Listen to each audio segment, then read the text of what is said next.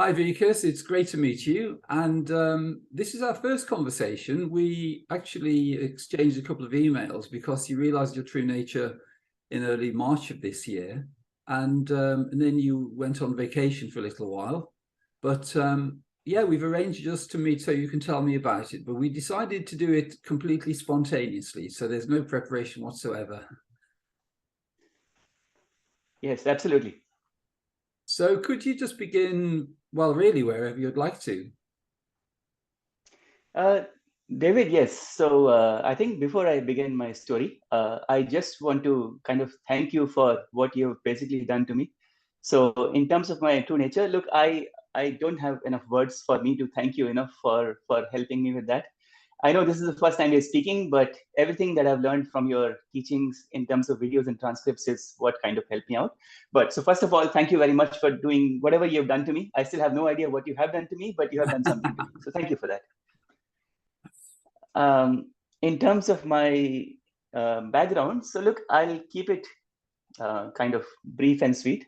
So I'm about 50 years in terms of my age, and my spiritual stories or the journey started about 10 years back when I was around 40 years old. Mm-hmm. That's when I got into things like personal development, psychology, and somehow spirituality also was a part of that as well. So I have kind of been on this journey for about 10 years. And then, like it happens to most people, I started off with meditation practices and, using the chants on mantras and body sensations and stuff. So I did all that stuff for a couple of years or 3 years or maybe 4 years.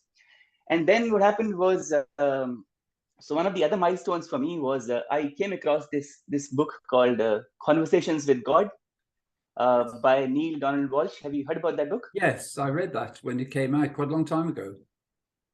Yeah. So yeah. Yeah. So that book actually was, I would say, was one of the first milestones in my spiritual journey, Yes. which shifted something inside me for sure. And then from there, I hooked onto spirituality, and then did some more meditation practices. And as part of that, what happened was I had actually 4 spiritual experiences of a totally different kind, which I will get back to at some point in this conversation, perhaps. But those 4 experiences actually told me that there is something definitely that exists beyond our body and mind. That was very clear to me at that point in time. Yes.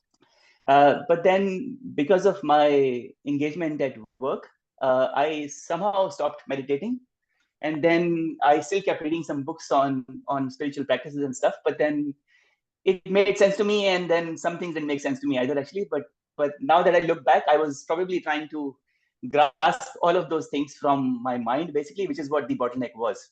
Yes. So then I kept going on my spiritual practices, and then yeah, the journey continued. But then what happened was I came across this philosophy or the spiritual practices called non-duality basically about 6 months ago. Yes. And that's where I started my journey, with Rupert Spira, who also is another spiritual teacher who lives in the UK as well. Yes. Have you heard of Rupert Spira as well? Yes. He's amazing. So I went through, yeah. Yeah. Yeah. So I went, David, sorry, your voice broke a little bit, so I didn't hear your last comment. Yeah, I just said, so you were following Rupert for a while. Yes. So I started off non-duality with him. I looked at, many of his videos. Mm-hmm. A lot of that made sense to me, but I was still left with a few question marks in my head. And there were some loopholes, in my opinion, which I wasn't able to plug through based on his teachings. Mm-hmm. And then in the background, I also, of course, like everybody does, I also, came across The Secret and The Greatest Secret as well. And what really, what got my attention in Greatest Secret was that you actually helped Rhonda in realizing her true nature. So at that point, a thought came in my head that, if Rhonda can do this through you, then why can't I? Maybe I can do it as well. Maybe I can also know who I truly am. But I just didn't know how, because I wasn't even sure if a person like you will have any time for even to speak to me, actually. So I wasn't even sure of anything, actually. But then I kept, learning about non-duality, and I kept listening to Rupert Spira's videos and stuff. And like I said, there were some loopholes that I wasn't able to plug through. but I still kept reading. But then suddenly what happened was sometime in February this year, I just thought I will watch some of your videos and go through what you've got to say in terms of your spiritual teachings and wisdom. So I went through all of your videos on YouTube, as well as those on the Conscious TV website as well. Mm-hmm. And then, then suddenly I saw that some of the gaps I had from Vikas Paral's teachings somehow started to fill in. I don't know what it was, but something happened to me in terms of listening to your teachings and stuff like that. And then what I did was I actually then printed the transcripts you have on your website. So there are about 5 or 6 or 7 videos that you have on your website, and you've got the transcripts as well. Yes. Right? So I just printed those transcripts. I just put those in a Word document and I printed those transcripts. And then I had about 65 pages document with me. I literally printed the document 65 pages long, and I kept reading it for about 2 weeks time, just nonstop.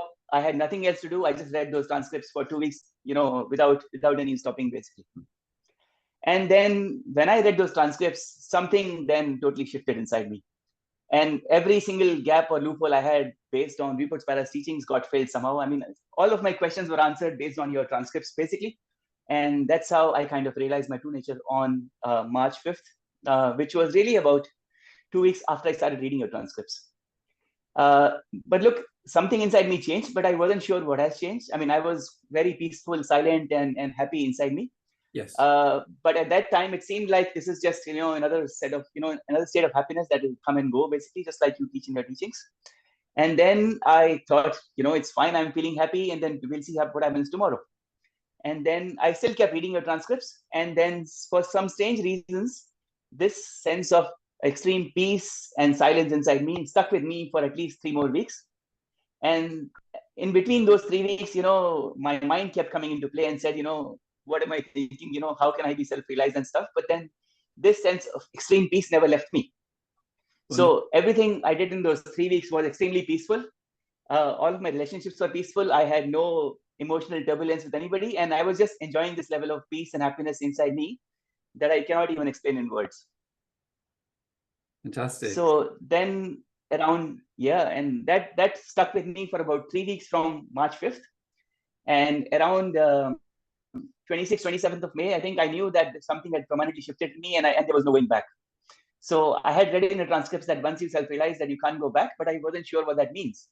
And when I was in such a peaceful state for about 3 weeks time, then I knew, man, something has totally shifted inside me. And then I felt such a sense of gratitude for you that I ended up writing an email to you on around 28th of May, simply, thanking you for everything you did to me through your transcripts, basically. So that's my kind of story on realization.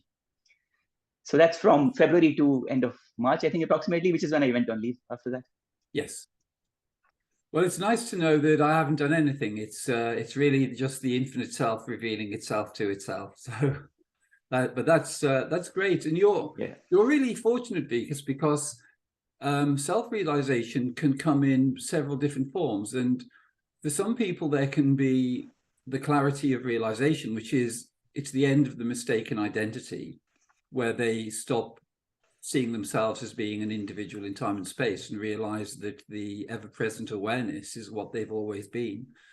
For you, there's been an experiential component as well, in that, the happiness and silence has come through. So that's, you're really fortunate in that respect, because for some people there can be realization, and then it can sometimes trigger old patterns and things. So you're a lucky boy, really. Thank you. So you, like Rhonda, you live in, well, actually, Rhonda came from Melbourne, and you live in Melbourne. So that's correct. Yeah, that's great. There's quite a little community there now, and of course, Sailor Bob's there too, isn't he? Of course, yes. Yeah, that's good. But it's quite interesting because Sailor Bob was John Wheeler's teacher, and it was through John Wheeler's recording that I realized my true nature. So it's great that there's this thread which is just sort of flowing through. So it's Yes, absolutely.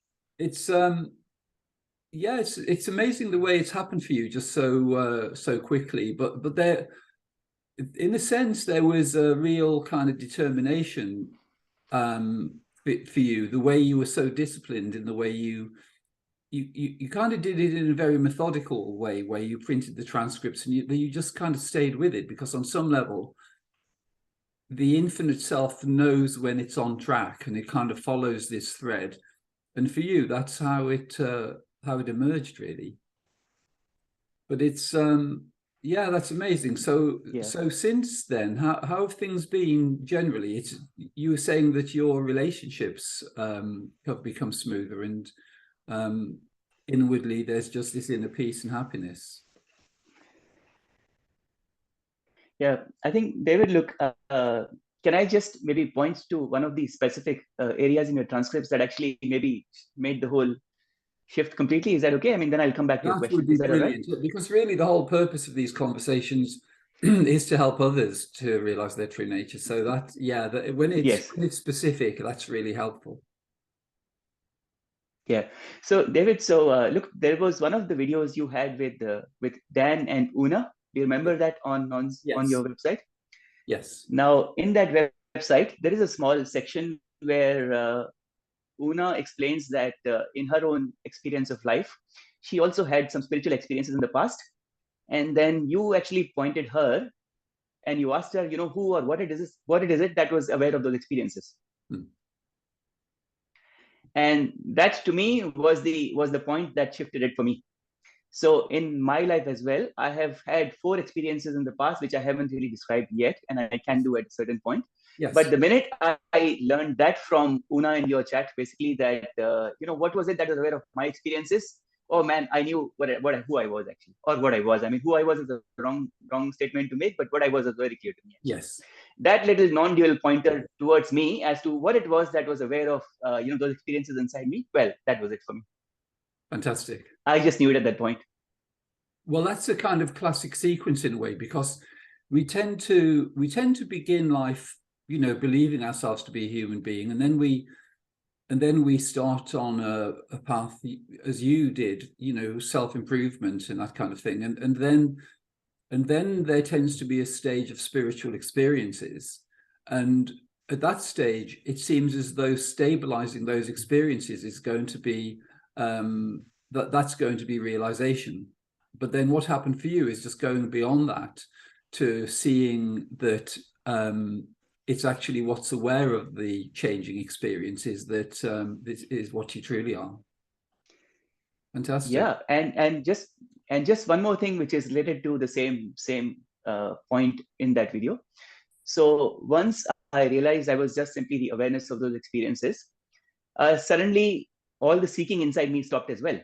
Yes. So before reading that point, I kind of was seeking those experiences once again in my life, which I never got back. So I had 4 experiences in the past, Yes, but I was always seeking those through my mind and body. So, you know, but I could never get them back.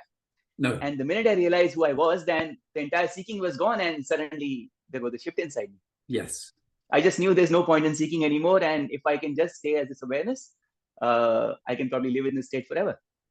Wonderful. Well, that's exactly it, really. Just the way there's the seeing that we're just this infinite field of awareness, and then once that's seen, the content can come and go. So whether it's, you know, whether it's experiences, it could be spiritual experiences, or it could be more gross experiences. But when we just see the experiences come and go, but we remain as the awareness, then that's the end of the line in terms of seeking. And that's such a relief, because energetically, all the time we spend trying to find our true nature, it can be quite a commitment.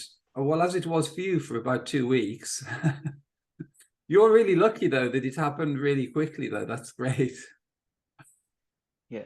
But David, one thing that's truly amazing for me is that it's just so simple. Yes. It's just so simple. I just can't, you know, explain this in other words than this, basically. But the whole thing is just so very simple. Yes. And the reason we can't just see it is because of the identification we have with the mind and body. That's about it. Yes. Yeah, exactly. Well, it's a little challenge we set up, because when we begin the human experience, everything is designed to get us to identify with the body, mind, and the emotions. And so it's hardly surprising that if everyone we ever meet is telling us that we are existing as a human being in time and space, then we tend to adopt that. But then the simplicity of realization is sometimes overlooked, because just the way we've been, everything has been about form before then, thought forms, emotional forms, physical forms. So because our true nature is so subtle, because it's attributeless, then it sometimes is just overlooked. But that's it's amazing the way realization is becoming more simple. And the thing I love is my 3 most recent conversations have been with people who've realized their true nature without having a conversation with me. So with you, it's quite interesting. Normally it's a video, but for you it's the transcripts, which is it's great to know that it's possible through the transcripts. Yes, but I did read those transcripts like many times over. Basically, Yes. It wasn't just once. I read them probably like 10, 20 times every single transcript. Yes, wonderful. That's commitment. Yeah, well, I think that's the that element of commitment and determination. It's like the infinite self is kind of driving you while it's driving itself to realize itself. So that but there's no sort of compromise. For you there was just there was just the seeing through of the whole sequence, and there was no other possibility really. So it's but it's great. I mean, I would say the likelihood is that in your life you tend to, I bet you've been really committed in every way, in everything you do in your life, everything you do completely wholeheartedly. So I think that's a really great quality in terms of realizing one's true nature. Yeah. And David, also, I of course have looked at your videos, the recent videos on, I think you had Rika, you had Deborah, you had some of the people who realized their true nature in those conversations. So I think I've seen those as well. And yeah, those also made a huge difference to me in my journey itself. So all those videos, the latest ones, also kind of reinforce what I kind of learned from your transcripts anyway. Yeah, that's the nice thing. Once there is realization, then there's no further seeking, because you know your true nature. But you can you can kind of detect what is true and what isn't once you know one's true nature, and then, as you say, it's a kind of reinforcement of what you already know, but it's more for entertainment once there's realization. So it's probably been quite a lot of fun, and just seeing the different ways, the different stories people have and the way realization presents itself. So yeah, that's amazing though. Yeah. So David, I mean, sorry, I haven't answered your question yet, so I'll come back to that right away if that's okay. Certainly. So in terms of changes, look, what I find is that a lot of things that are existing in the external world, for example, media, news, everything around it, basically, I've got no interest anymore. I totally find them meaningless. I mean, it's all kind of emotional drama. I mean, look, I don't even look at anything anymore. So all of that is kind of gone from my life for sure. It wasn't that I was reading news even, before this realization, but now, I'm consciously aware of it. So I don't, get into any kind of emotional dramas. And so all of that internet and news and stuff, I mean, it's all over. I don't need to see it anymore. So that's very clear in my head. That's wonderful. All it does is it brings in the mind once again, and the emotional turbulence starts based on the thoughts that come up. So, I just choose to stay away from it. That's my choice, and I exercise it. So that's about it. In terms of my relationships, look, I have to say that I feel a lot better with my relationships, but I don't think that fine-tuning is over yet. Because I still feel that with some of my old friends and some of the experiences I had, I still have some emotional charge inside me for sure with some people. But I can see that the emotional turbulence and drama is disappearing over time. And these days, it's not that I stay in this sense of peace 24/7, but it stays with me for most of the day for sure. Yes. But there are some moments where I kind of get into some little discussions with some people, and that causes some turbulence. So, I would be lying if I said that I'm totally self-realized and living in peace 24/7. No, that isn't the case. But then I realized that, in one of the videos, you say this to somebody that once you realize that we are infinite beings, we really have a choice to go between, the non-dual mode and the dual mode. So yeah, I exercise my choice whenever I can. But for the most part, I can stay in the non-dual world. I mean, living with the effortless awareness that I am actually. So it's nice and easy. But on the relationships front, look, I still have some work to do. So, but I do hope and think that it will kind of streamline itself and fine tune itself over time, basically. So I think, and even that's not my job. I think the consciousness in me will look after that anyways. So I don't have to do anything anyway because I'm an effortless being anyways. So yeah, we'll see. Well, you describe it really well, because the option to step into the dualistic realm is something which remains for us. But as you say, that there's usually like an energetic or emotional accompaniment when we step into something. So if we meet someone and we're not totally in alignment with their views, then it tends to be that there can be like an emotional guidance as to the direction we go with that, because we can either remain neutral and have a nice conversation with them, or we can get into a bit of into the dualistic realm a little bit. But you realize it's optional, and I really like the thing you said about the news as well, because on the human level, we're receiving invitations, into the dualistic realm on an individual level and also collectively. So the invitations individually come in terms of things to do with our relationships usually, and our job and that kind of thing. The collective ones are the ones which are being delivered through the mainstream media mainly. But as you say, it's really valuable to unplug your consciousness from that, because all of that drama that is coming through the news is actually only being fed by the collective consciousness of all the people who are tuning in and feeding it, because it's their energy that's fueling it.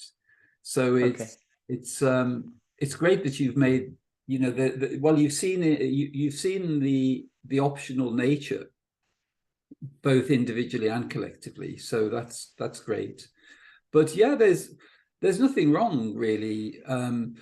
As you say, once you know your true nature, you can step into the dualistic realm. You can have a little debate with somebody, and it's fine. It's just a bit of entertainment, really.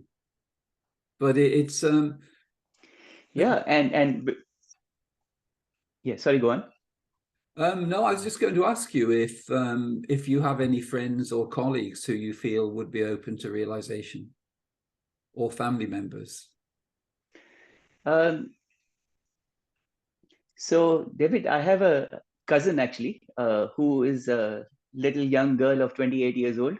Mm-hmm. When I was on my vacation, she actually, I spoke to her about this self-realization and, and you being my spiritual teacher in that sense. Because she is only 28, I believe that she is not conditioned as much as most people are when they get to 40s and 50s, in my opinion. Sure. And she has some interest in that space for sure. She said that she knew that I was going to have this conversation with you today. And she said that the minute it comes on YouTube, she wants to see it, as the first person. So I will be sharing this YouTube link with her for sure. Fantastic. And I'm sure she will recognize herself, with these comments. I wouldn't mention her name yet here, but let her, find it out herself. Yes, certainly. Well, that's great. That's a really nice example of the way there's a kind of recognition. Once there's realization, you can sense the ones who are ready, and where you can, give some attention and spend time with them just to assist them. Because for everyone, it's really just a bit of fine tuning, because the simplicity of realization is that everyone is already the infinite, effortless, timeless, omnipotent being. It's only whether or not we continuing to listen to the mind, which is telling us that we're not. And once we see that, then we can just see there's a flow of thoughts coming in saying, oh, we're not realized, or we're existing as a human being, or we have these problems and things.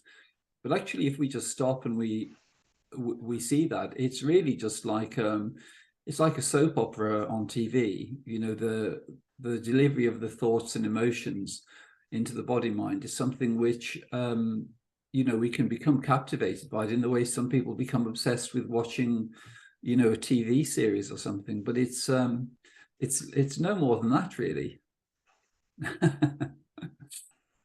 Yeah, yeah. So, David, as we speak, I mean, there are two questions that are kind of coming into my head. You know, whenever you would like me to ask, I will put that forward to you and hear you out in terms of your Certainly. views on those questions at some point. Yeah, certainly. Yeah, whenever you like. Okay, so the first one, David, is so look, I shared what's happening to me in terms of fine tuning. Mm-hmm. You know, and I also know that in one of your videos, you say that self-realization is followed by a period of uh, integration and clarity. Yes. Could you just describe that phase of integration and clarity just in your own words so that I can maybe, you know, derive something out of it and see how if I can use that further on? I mean, so can you just go a little bit further on integration and clarity if you can, please, if that's okay with you to Yes, start? of course. Well, it's really it's really the practicality of learning to function from our infinite nature rather than from individuality. So the way we were conditioned into the human realm of experience, it's based on the idea that we are existing as a human being in time and space. So our relationships are based on that perspective. So when we're having conversations with people and we're interacting as though we really are this character. So it's a bit like it's like being cast in a role in a play. So, you know, for you, it's the life and times of Vikas, and so you have the leading role in that play. But actually, you're the infinite being, so you're the actor that is playing the character. Most humans are living as though they really are the character. They've become so absorbed and identified with the content of being the character that they've forgotten their true nature. But the integration is really learning to function in a way where we're functioning from our infinite nature, and that tends to change things, because the one thing which begins to predominate is that we recognize is that everything is arising within the infinite being that we are. So we see everyone as actually existing within our awareness, within our consciousness. So that tends to change the nature of the relationships, because we're seeing everyone as ourselves, and you know, all life forms, everything that's appearing, we're seeing as appearing as waves within the infinite being that we remain as. So that's the kind of integration process in a way, because while we feel we're a human being, we're living as a kind of mistaken identity. And then when we realize our true nature, then we're functioning from our infinite nature, which transforms the nature of the relationships, because everything becomes unified rather than dualistic. And that's something which, when we're aware of that process, then it can happen more smoothly, because we can see that, as you have, you know, you mentioned like the invitations into a dualistic realm, where, you know, you can be with certain people and we can step back into the dualistic realm and we can play the character that we always have.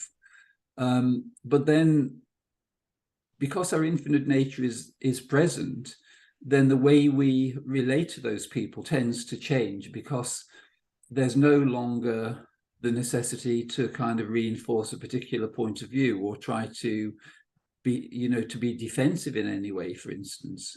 So it's that kind of area, but it tends to be the guidance which comes with that is just very natural in the way you know, you describe it, which is that there tends to be a kind of feeling which accompanies different kinds of activity. So if we enter into a kind of dualistic realm in relationships, then there tend to be emotions which just remind us that we're going into a realm of duality, and those emotions tend to be more limited and lower frequency.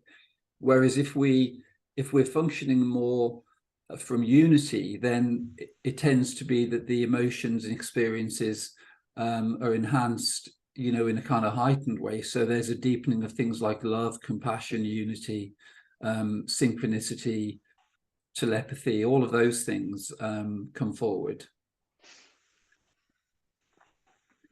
Yeah, brilliant. Nice. Good. I love that. Good. Yeah. And David, the second question was, it's a little bit off these subjects actually, but I still would like to know if you have any views around this. So Rhonda's book, The Secret, you know, that was based around the concept of manifestation. Yes. Now, in all of your videos, that's a subject that you have never probably talked about, unless I've missed it, of course. But I've never heard you speaking or sharing your views on this whole thing around manifestation, basically. So would you be able to share some views around that as well in this call, if that's okay? Yes, of course. So the idea of the law of attraction and manifestation is something which actually relates to the individual. So it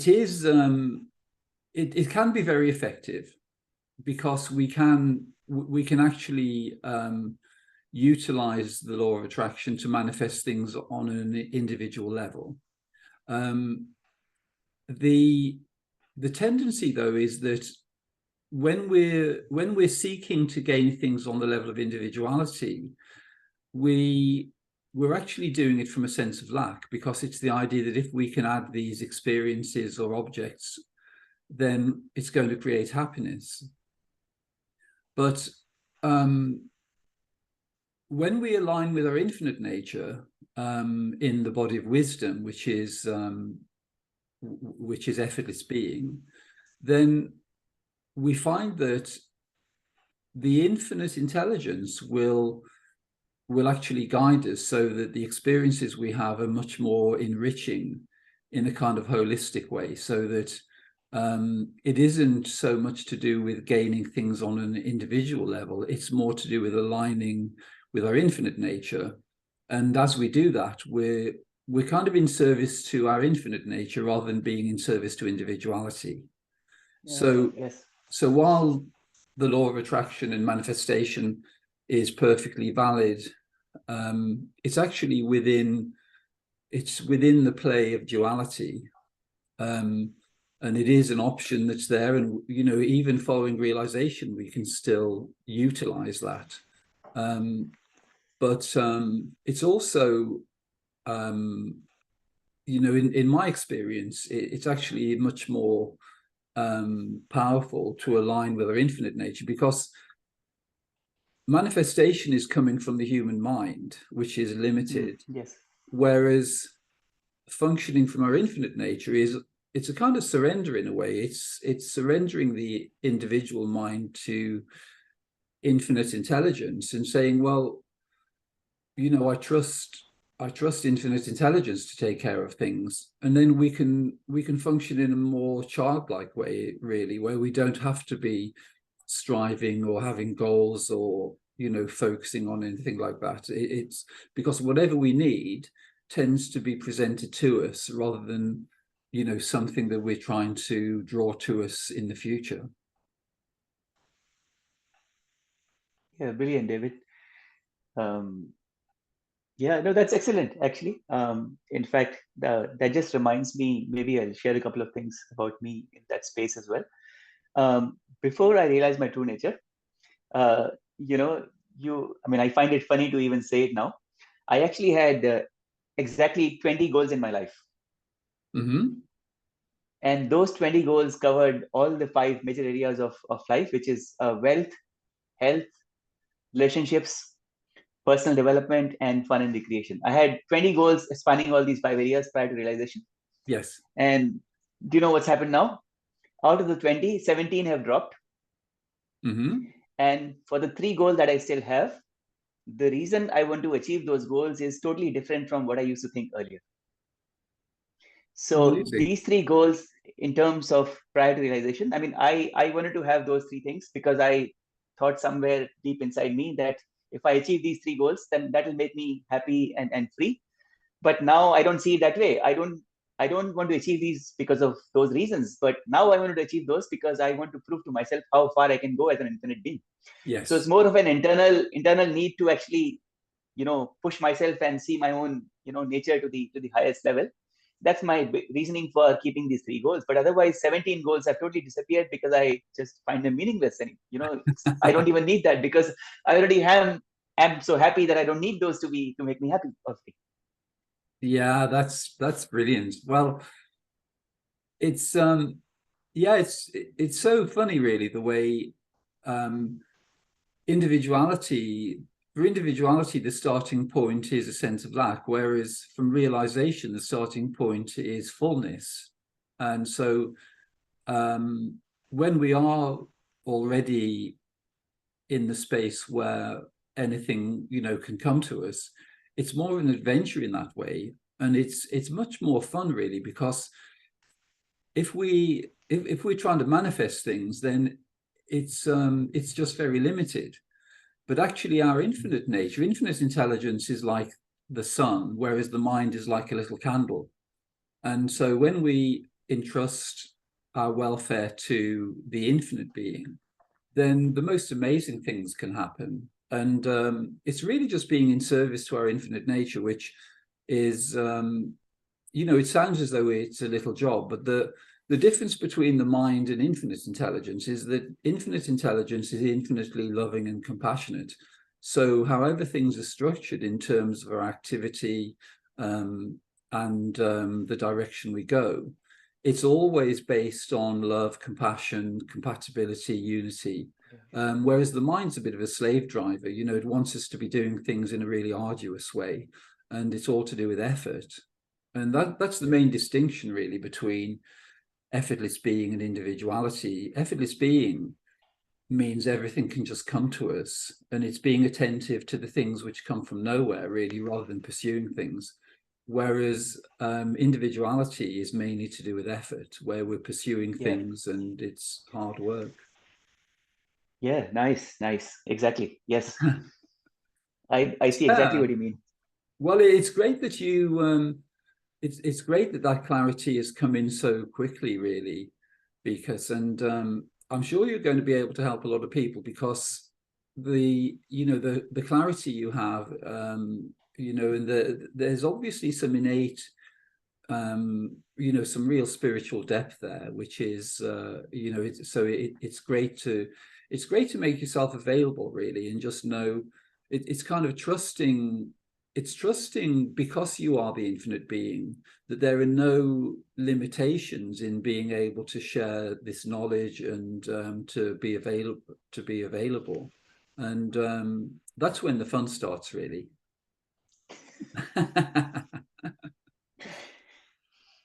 Yeah. So, David, if you would like, I can maybe share some details on the 4 spiritual experiences that I had earlier on in my, journey Yes, that before would be nice. non-duality, Yeah. Yes. because you just said something that takes me back to that. So, so this was a time in my early 40s when I started meditating, and I used to meditate for for an hour every single day for about 2.5 years. Mm. And then that actually led me to 2 experiences which are very similar in nature. So what happened was I used to meditate early in the morning between 5 and 6 a.m. And then I used to go to the office because my office started at 9 a.m. at that point in time. And then I used to travel, between 7:30 and 8:30 to start the office at 9. Mm-hmm. Now, after 2.5 years of deep meditation every single day for 1 hour, I had 2 experiences, and these happened to me at the railway station in Melbourne, one of these Mm. stations in here. Suddenly what happened was I was walking on the station, but I completely lost sense of who I was, basically. So there was no body, there was no mind. Mm-hmm. Something was still looking through my eyes. I was still looking at people, but neither I was a person nor was anybody else a person either, actually. So, and looking back, I realized that was the awareness being aware of itself, basically, in some ways. Yes. But I didn't even think of this at that point in time. So I had those 2 experiences. which were amazingly peaceful, and they made me so joyful and happy from within. But then I could never get them back. Those were the two, out of the four that I kind of had in my early Yes. 40s. But the funny part in those experiences was that there were no thoughts in my head. Mind was absolutely clear. And I just felt this inner sense of peace and joy within me that I can't even explain in words. So, which is why I always wanted to get those experiences back, because that felt so amazing from within. Yes, well, that's it's so interesting the way we quite often have an experience which is giving us the clarity of our true nature without even seeing it. And with if someone had kind of pointed out what your true nature was beforehand, that could have been the kind of trigger to see that that's the end of the line, really. Once you see that it's the awareness that is looking through the eyes, then that could have been it. But there tends just to be a little bit of fine-tuning sometimes. And but it's great that you had the clarity. Quite often the infinite being will give us those kind of experiences so we know experientially what we are, because even though there was the experiential content in terms of seeing the other people around you, that they that they weren't actually existing as humans, there was no one there really, but there was still an experiential component, but awareness was also clear within that experience, and the awareness was seen as being distinct from the forms were arising within awareness, but you were no longer seeing the forms as being primary. Yeah, so those were the first two experiences out of the four. These happened when I was maybe around 42, 43. Mm-hmm. The third came up when I was around 45, perhaps. So what happened was, again, it was to do with the meditation practices again. So I used to meditate the same way for a few more years. And then once in the, on one of the weekend days in the morning, actually, what happened was I was meditating in the afternoon, actually, on that day. And then suddenly what happened was I suddenly completely became weightless. So there was no weight in my body. I again didn't know where my body was, where my mind was. And I just felt totally weightless in that experience. And then that again felt very extremely peaceful and joyful, with absolutely no thoughts in my head. So that was the third one which I had. And then I always again wanted to have that back as well. Yes. That's a nice one, actually. Yeah, that's great. Yeah.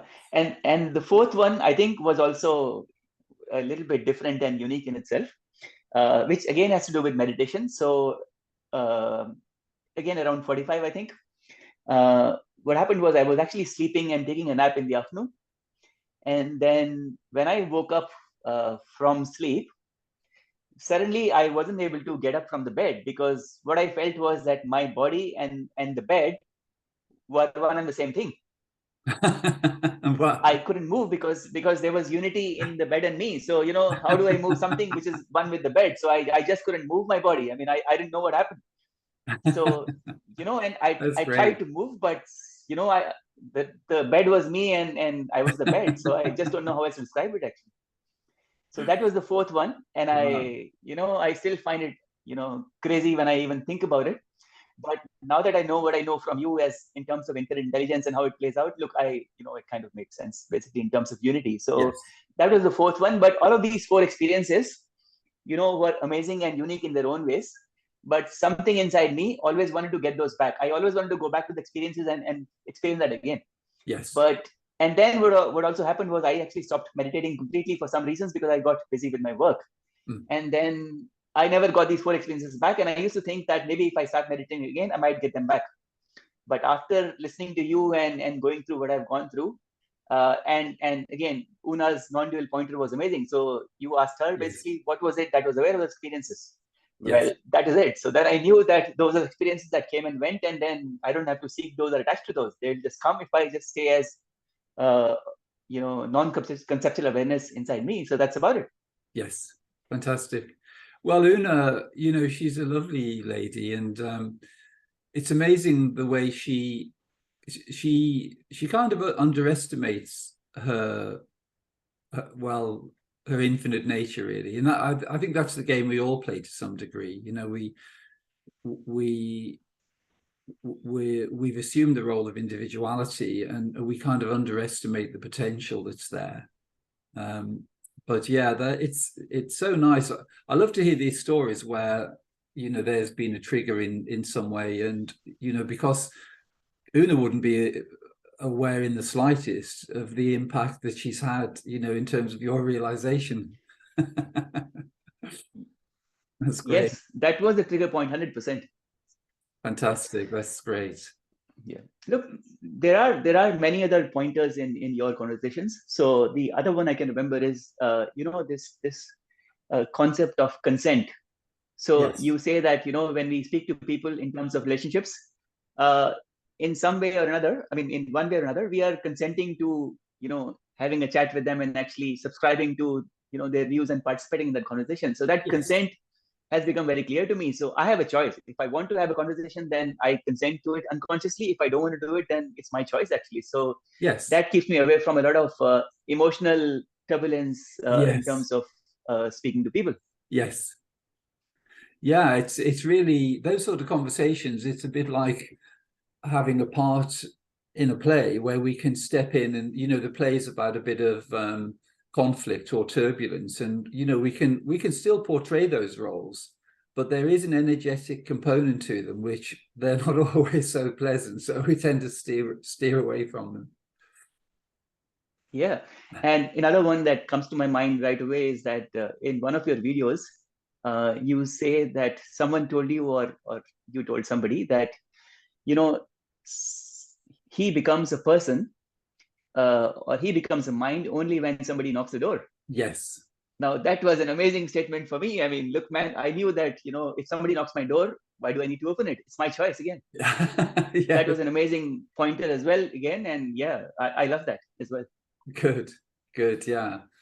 Yeah, it's nice just to be able to rest, and you know, I think spending some time alone is valuable in that respect, because we are, you know, it's easier just to rest in one's infinite effortless nature when we're alone, because if we're always surrounded by people, then we have to step into the role of the character to interact with them. So once we know our true nature, then it doesn't really matter. You know, we can assume the role and it doesn't affect anything. But yeah, having a bit of quiet time could be very helpful. Yeah, So that's David, great. look, you know, I can go on for hours and explain, you know, the difference you've made to me in terms of various videos and everything you've said in them. There are just too many things to point to, actually. So I can never, you know, say enough about the difference you've made to my life and how I see things right now as an effortless being. So look, I can't thank you enough, really. I mean, I just don't know how to say it. So Well, it's amazing. So thank you for everything. well, thank you. Thanks so much. But as you know, we're existing as the impersonal being, so it's nice to know the whole thing goes by itself, because there's no effort in helping with realization, because we're not doing anything really. But yeah, but I'm sure that you know, people will come your way, and it'll be really nice to see. You'll just know the ones, as you have with your cousin. You know, it's really nice that you'll be able to identify the ones, because for everyone, really, it is only a little bit of fine-tuning. It's just a bit of rearranging the pieces of the jigsaw puzzle, and then it's because it's in front of everyone. It's just right there, but it just needs a little bit of rearrangement sometimes. Yeah. David, can I ask you a personal question? Of course. Okay. Actually, two questions. Yes, certainly. Okay. How old are you, David? How old am I? I'm 68. Yes. Okay, perfect. Yeah. See, all I can say, David, is that based on the difference you've made to my life, if you and me were, let's say, in our 20s, early 20s, Mm-hmm. and if I knew that you were self-realized at that point in time, I would ask you out for a dinner date. Would you come? Of course, yeah. So look, that's my way of saying thank you to you, really. I mean, look, you've made a huge difference. So I just can't express my gratitude enough in this conversation, really. So amazing. It's been amazing. Yeah, well, it's great to get the opportunity to have a chat with you and to be able to share this conversation with others. So that's been really nice. So, and there's quite a little community in Melbourne. So you know, it's nice that that's that's developing. But it's a global community as well of people realizing their true nature. And on my YouTube channel, quite a few people have put their email address so that they can communicate with each other and anyone can contact them. So yeah, that's great. Yeah, and David, look, yes, you're right. I mean, there are people out here who are interested in self-realization. And you mentioned Sailor Bob Adamson earlier, so I'm very well aware of him being here. He actually conducts face-to-face sessions with people at his own home on Sundays, actually. Yes. The thing with me is I also play cricket on Sundays. Oh yeah. So that's the only reason stopping me from going to his home and actually listening to him face to face, really. I like that. That's a nice thing with realization that there's liberation from seeking, so you can just go and play cricket instead. Well, David, it's funny you say that because I've been, maybe it's seeking again. Look, I've been wanting to have this realization have an impact on my performance in cricket, but it hasn't happened yet. So maybe it will. So yeah. So I do have some, goals for my cricket as well, but no, they don't. I don't need them for becoming happy. They're just there because I want to do better as a cricketer as well. So it's more of internal reasoning than the outer reasoning as such. So yeah. But that's the only thing that's stopping me from going face to face and meeting Sailor Bob Adamson. Yes. And I'm pretty sure I will do it, on a few of the weekends, and then yes, take this forward for sure. Yeah. Fantastic. But well, but the good thing is that sorry, the last thing was, David, I was just saying that just like you, Sailor Bob Adamson is also kind enough to put his videos on YouTube itself. So I do make it a point to actually listen to him as well every single week. In fact, he does it twice a week. So I listen to every single one of those conversations as well. Oh, that's great. Yeah, that's really good. I really admire Bob. He's just been doing this for so many years and has helped so many people. And yeah, it's just an open house, isn't it, for Bob? And quite a few people. I know John Wheeler went to visit Bob, and Ron has been to see him. Quite a few people call in and see him. So that's great. Yeah, because he's just kept it up. I mean, his health must be amazing, really, to be still doing this when he's in his 90s. Oh, well, he was in the hospital recently for about 2 weeks' time, but he's come back again and he's back to business. Fantastic. No stopping him. Yeah.